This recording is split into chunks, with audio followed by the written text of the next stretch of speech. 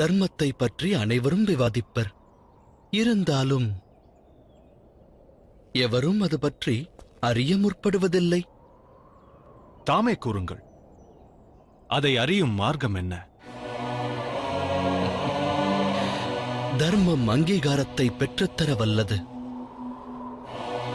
வாழ்வில் ஒருவனுக்கு அவமானம் நேர்ந்தால் அவன் தர்மத்தை பின்பற்ற தவறினான் என்பது பொருள். ஒருவன் பிறப்பிலிருந்தே அவமானத்தை சகித்து வந்தால் அவன் ஆற்ற வேண்டிய பணி என்ன? அருகதையை பெற எதிர்த்து நிற்க வேண்டும். அது அதர்ம வழியில் இருக்கலாகாது.